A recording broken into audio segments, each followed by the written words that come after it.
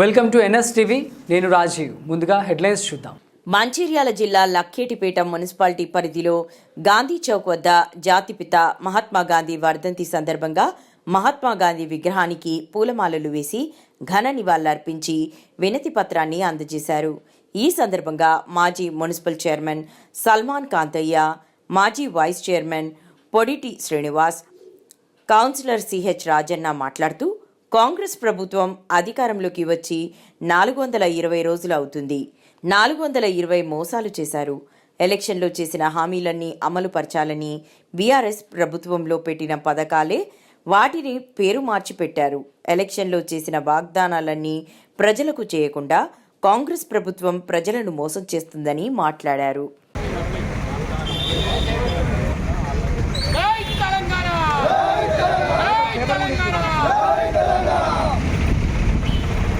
పట్టుకోండి చిన్న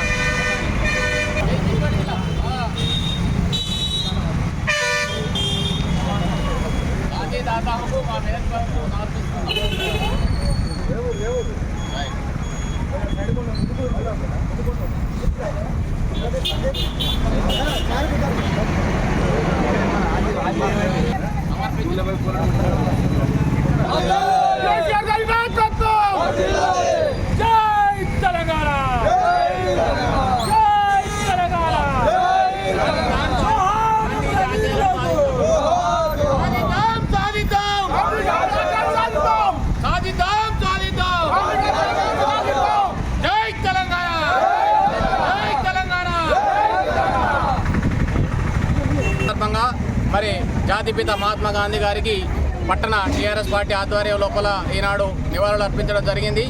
తెలంగాణ రాష్ట్రం లోపల కాంగ్రెస్ ప్రభుత్వం అధికారంలోకి వచ్చేసి 420 రోజులు పూర్తయినాయి. మరి అదేవిధంగా ప్రజలను 420 మోసాలు కూడా చేసిందని చెప్పి సందర్భంగా తెలియజేసుకుంటూ గాంధీ గారికి ఈనాడు మరి వినతి పత్రం సమర్పించడం జరిగింది. కాలానుడు మరి ఏదైతే బీఆర్ఎస్ పార్టీ మీద లేనిపోని అబద్ధాలు చెప్పి అమలు కానటువంటి 420 హామీలను ఇచ్చి గద్దెనెక్కినటువంటి కాంగ్రెస్ ప్రభుత్వం ఈనాడు కళ్ళబొల్లి మాటలు చెప్పుకుంటూ కాలాన్ని వెళ్ళబుస్తుంది. మరి ఇలా కాలాన్ని వెల్లబిచ్చకుండా ఏదైతే ప్రభుత్వం ఏదైతే వాగ్దానాలు చేసిందో ప్రజలకు ఆ వాగ్దానాలు వెంటనే అమలు పరచాలి. ఏదైతే ఇలా పాత స్కీమ్లే మరి ఇలా రైతు బంధు కావచ్చు, కళ్యాణ లక్ష్మి కావచ్చు, రేషన్ కార్డుల వ్యవస్థ కావచ్చు, ఇదంతా కూడా మరి పాత పథకాలే. ఏ ఒక్క పథకం కూడా కొత్తది కాదు. దీన్ని పైలట్ ప్రాజెక్ట్ కింద తీసుకొని మరి కాలయాపన చేయడం కోసమే మండలానికి ఒక ఊరని, దేశానికి ఒక రాష్ట్రానికి ఒక ఊరు అని చెప్పేసి ప్రజలను మభ్యపెట్టే దిశగా గెలిచిన 3 నెలల తర్వాత 100 రోజుల్లోనే ఆనాడు అమలు చేస్తామని చెప్పినటువంటి హామీలను అమలు చేయకపోగా ఆనాడు ప్రజల వద్దకు పాలన అని చెప్పేసి, ప్రజాపాలన అని చెప్పేసి కార్యక్రమాలు తీసుకొని ఆనాడు ప్రజలను ఇబ్బంది పెట్టి అప్లికేషన్లు తీసుకొని మల్లయ్యల 9 నెలల తర్వాత మల్లయ్యల ప్రజలను ప్రతి ఊరూరా అప్లికేషన్లు తీసుకొని రేషన్ కార్డులు ఇస్తామని చెప్పేసి, రైతు బంధు ఇస్తామని, ఇంకేదో ఆ రైతు ఆత్మ భరోసా ఇస్తామని చెప్పేసి ప్రజలందరినీ సమయం వృధా చేసుకుంటూ మళ్ళీ ఇవాళ రేపు ఆల్రెడీ రేపు పొద్దుకి రాత్రి అలా రైతు బంధు రేపు టన్ పడుతుందని చెప్పేసి ఎవరికి కూడా రైతు బంధు పడకుండా మండలానికి ఒక ఊరికి మాత్రమే వేసి ప్రజలను ఈ విధంగా మోసం చేస్తున్నటువంటి కాంగ్రెస్ ప్రభుత్వం వెంటనే ఏదైతే ఆనాడు ప్రజలకు హామీలు ఇచ్చిందో ఆ హామీలన్నింటినీ నిరభ్యంతరంగా వెంటనే అమలు చేయాలి, లేదంటే ఖచ్చితంగా గద్దె దిగిపోవాలని చెప్పేసి ఇలా గాంధీ వర్ధంతి సందర్భంగా మేమందరం కూడా ముక్త ఖండంతో డిమాండ్ చేస్తున్నాం. లేని పక్షంలో రాబోయే రోజులలో ఇంకా తీవ్రమైనటువంటి ఆందోళన చేపడతామని చెప్పి సందర్భంగా తెలియజేసుకుంటున్నాం. జై తెలంగాణ, జై కేసీఆర్. ఈరోజు మరి కాంగ్రెస్ పార్టీ అధికారంలోకి వచ్చి 425 రోజులు గడిచి అదేవిధంగా 420 మోసాలు కూడా చేసి గద్దెనెక్కి మరి అమలు కాని హామీలు ఇచ్చి ఎన్నో రకాలుగా ప్రజల్ని మభ్యపెట్టి ఇలా పేదలకు మరి ఇందిరమ్మ ఇళ్ళని అదేవిధంగా రేషన్ కార్డులని కేవలం దరఖాస్తుల పరకు తీసుకొని అందుకే పరిమితమయ్యి మరి ప్రజలను మోసగిస్తున్నారు. కాబట్టి మరి ఆ మోసాలు కనీసం మహాత్మా గాంధీ అయినా వాళ్ళ కనువిప్పు కలిగించి మరి వారిలో మార్పు తీసుకొచ్చి పేద ప్రజల అభివృద్ధి కోసం వాళ్ళు ఏదైతే వాగ్దానం చేసిందో అవన్నీ అమలు చేయాలని చెప్పేసి మేము కోరుకుంటూ ఇలా గాంధీజీ వర్ధంతి తర్వాత సందర్భంగా ప్రభుత్వాన్ని మేము డిమాండ్ చేయడం జరుగుతుంది. జై తెలంగాణ.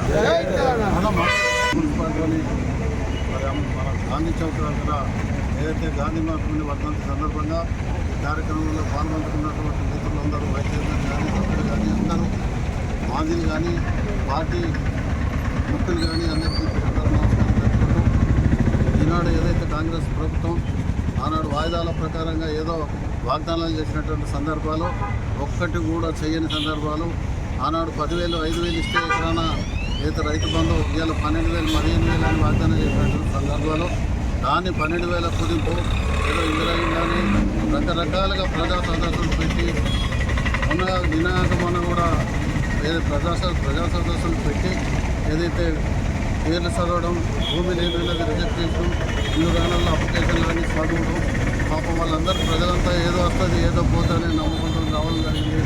అది అంతా వట్టి మాటలే. మొదటి నుంచి సంవత్సరం కంటే ఎక్కువ జరిగింది. ఆనాడు వాగ్దానాలు చేసినటువంటి ఏ పథకాలు కూడా ఇప్పటికి కూడా ఇంప్లిమెంటేషన్ కాలే. పేర్లు మాత్రం మార్చడం జరుగుతుంది. ఎదుటి పార్టీని అనడం తప్ప మిగతాది ఏమీ లేదు. ఇక్కడ నుంచి ఏదైతే ప్రజలు కూడా గమనించాలా, మంచి ప్రభుత్వం ఏంటిది, ఇదివరకు ఉన్నటువంటి ముఖ్యమంత్రి గారు చంద్రశేఖర్ రావు గారు ఎటువంటి వాళ్ళు, బీఆర్ఎస్ పార్టీ ఎటువంటిది, అవన్నీ ఆలోచించుకొని ఇక ముందు రాబోయే ఎన్నికల్లో కూడా మనకు ఏదైతే బీఆర్ఎస్ కావచ్చు ప్రభుత్వానికి అండగా ఉండాలి, ప్రజలంతా ఉండాలని, పాత పథకాలు అన్నీ ఇంప్లిమెంట్ చేసిన అయితే అని చెప్పి కోరుకుంటూ ఏదైతే ఈ కార్యక్రమంలో పాల్గొంటున్నట్టు అందరికీ మరి పత్రికా మిత్రులందరూ కూడా పేరు నమస్కారం. జై హింద్. మాట్లాడాలి.